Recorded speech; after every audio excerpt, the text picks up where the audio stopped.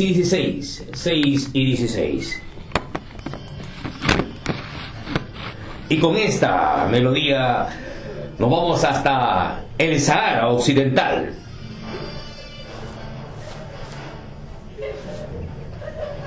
Después de la evacuación del Sahara Occidental por el ejército español en noviembre de 1975 y de la simultánea invasión por los ejércitos marroquí y mauritano, miles de saharauis tuvieron que huir de sus hogares para refugiarse en la amada de Tinduf en Argelia o en las regiones más recónditas del Sahara Occidental.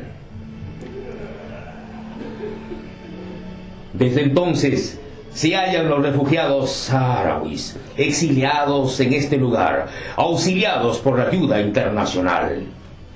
Sahara Occidental, una deuda histórica y la política exterior peruana.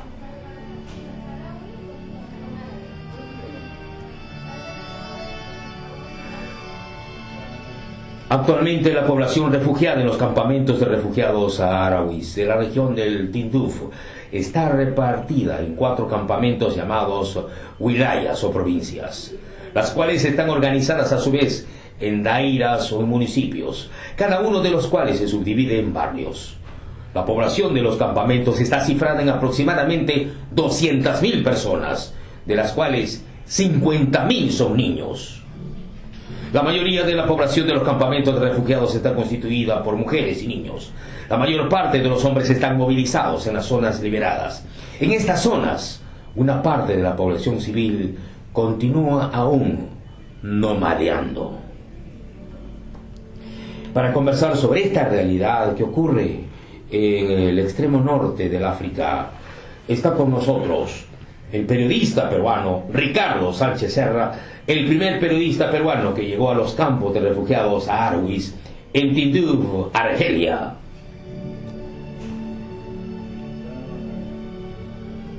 ¿Qué tal, Ricardo? Bienvenido, esto es Radio Exitosa. Muy agradecido por la invitación y muy conmovedor el ingreso a la noticia. Es que, ¿y esto por qué? Muchos de los oyentes se preguntan, y es que yo tengo en mis manos un informe. Es un libro que habla acerca de la solidaridad con el pueblo saharaui.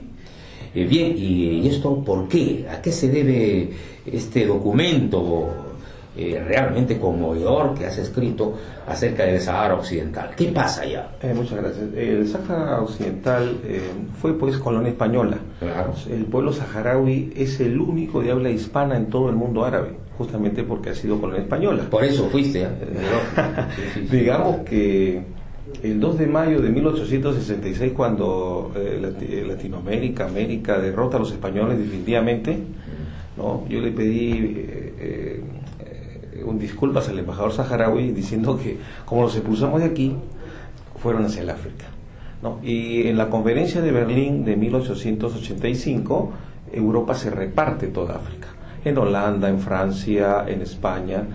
Y bueno, son las colonias, aunque España ya tenía presencia ya en el Sahara Occidental.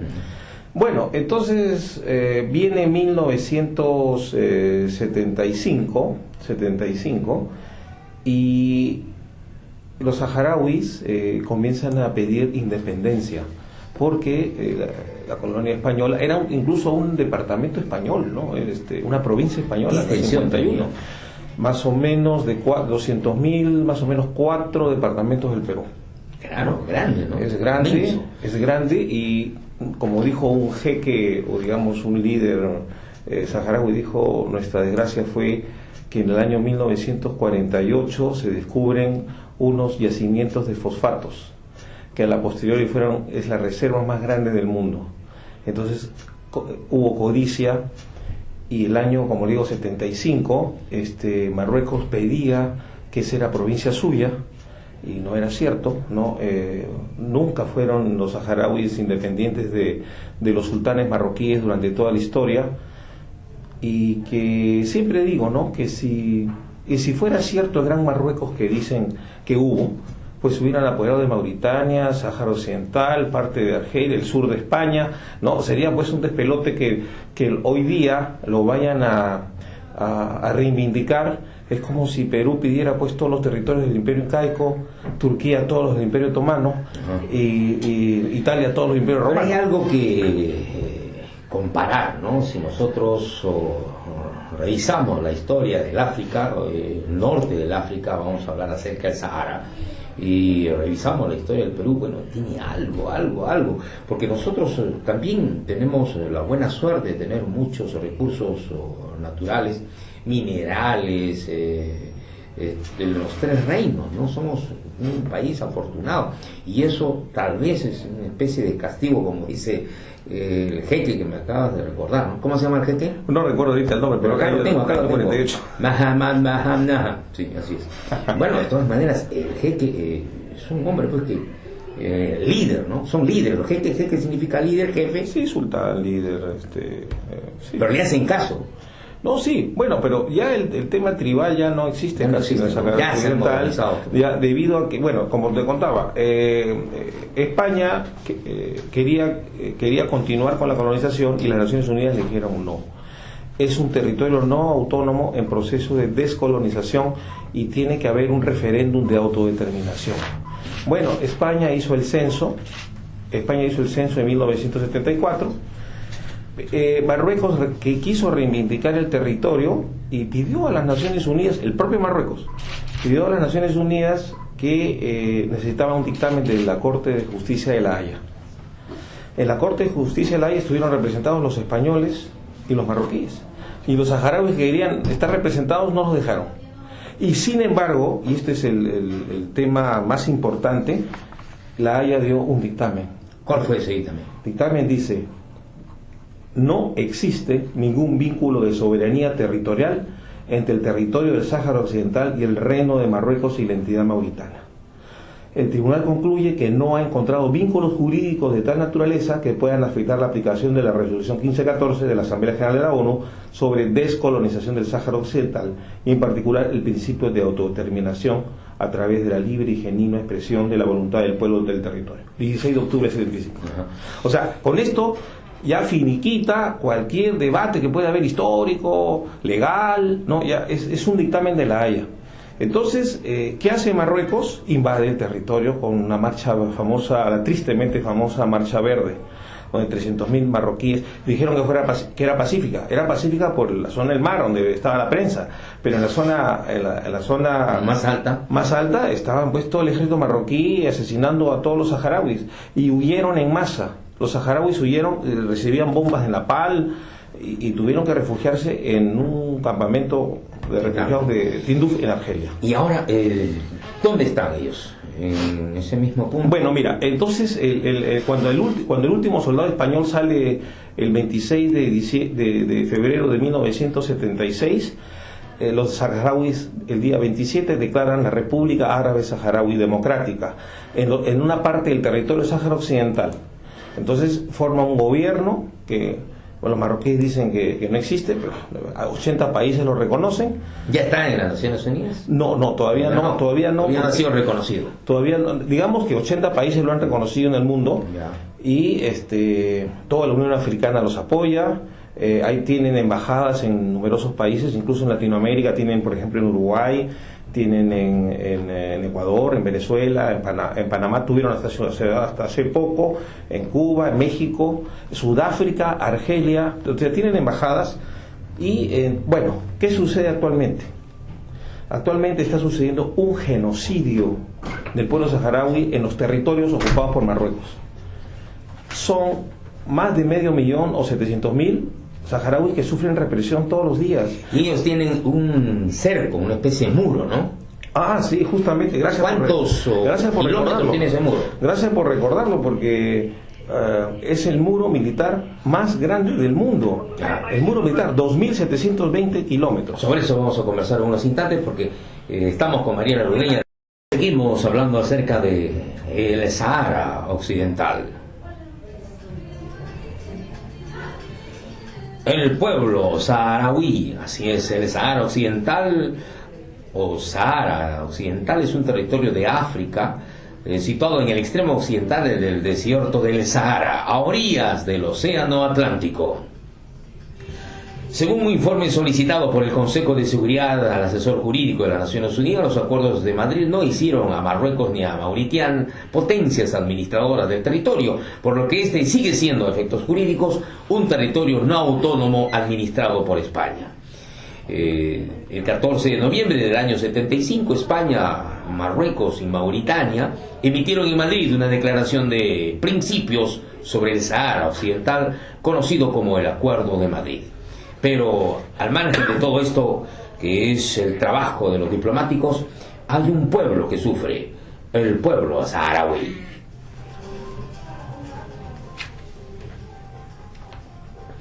¿Qué es lo que nos dice Ricardo Sánchez Serra, el primer periodista peruano que llegó a los campos refugiados saharauis en Tinduf, Argelia? Bueno, estamos en que Marruecos está cometiendo genocidio contra el pueblo saharaui. ¿Cuántos son los integrantes de este pueblo? ¿100.000, 200.000? Son más o menos 1 millón en total, incluyendo los campos de refugiados. Pero en la zona ocupada... Hay 1 millón de refugiados. En total, no, refugiados 200.000. Y los que se quedaron sufren pues la bota marroquí. Son más o menos unos 700.000, 800.000. Hay un pueblo capturado ahí, ¿no? Hay un pueblo capturado. Una nación capturada. Claro, entonces ellos cometen genocidio y no nos asustemos con la palabra genocidio, ¿no? Porque la RAE, la Real Academia Española, dice exterminio o eliminación sistemática de un grupo social por motivos de raza, de etnia, etcétera.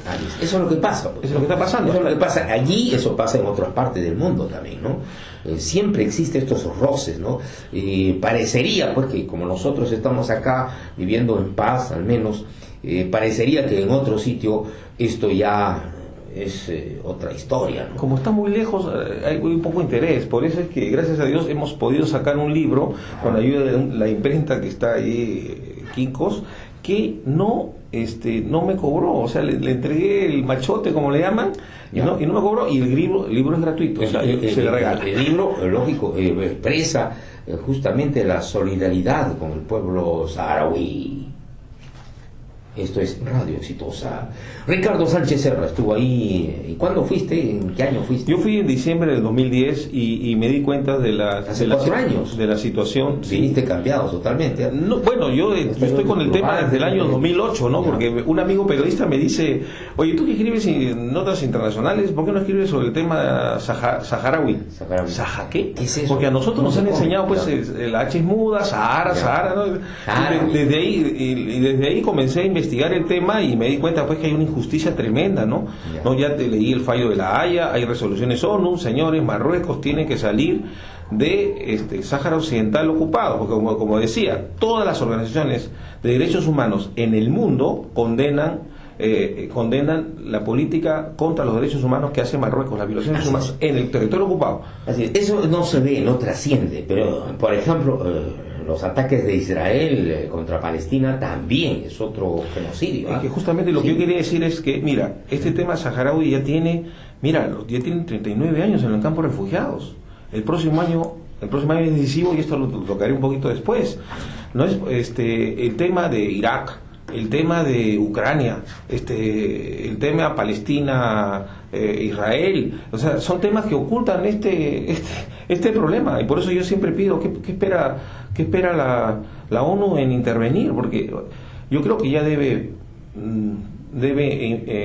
introducirse el capítulo 7 de las Naciones Unidas, que es la intervención armada, los cacos azules, para expulsar a los marroquíes, porque ellos no quieren el referéndum. El referéndum fueron aceptados por ellos, pero ¿qué pasa? En 1991 hubo un alto al fuego entre el Frente Polisario, que es el único representante del pueblo saharaui, y los marroquíes. Aceptaron un plan de paz, el plan Baker, donde se comprometían en 6 meses a que haya referéndum. ¿Qué cosa decía la cédula? La cédula decía independencia, decía autonomía o anexión a Marruecos, pero después desconocieron los marroquíes el acuerdo y no quieren que haya independencia. La autodeterminación en el derecho internacional es completamente general. Así es, estamos viviendo pues una época colonial en algún extremo del mundo. Igualmente pasa en el África occidental, como lo recordamos esta tarde aquí en Radio Exitosa.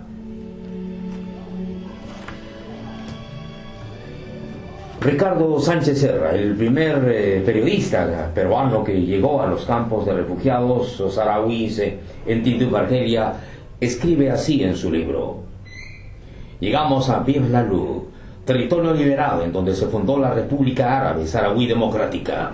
Visitamos a los soldados del 2º Batallón de Infantería de la 5ª Región Militar, que cuentan con armas antiaéreas. Su comandante, Ahmed Salem Lesdir, señaló que la moral es muy alta y que los soldados de mayor edad tuvieron que contener a los jóvenes que querían irse a la guerra por la indignación y el dolor que les causó la masacre marroquí en los campamentos saharauis de Kanyam Nizik.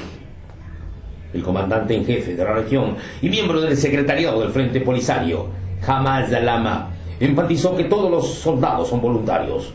El servicio militar no es obligatorio y sin sueldo, y que consideran que cada saharaui equivale a 100 marroquíes por su espíritu de lucha y mística en defensa de su patria.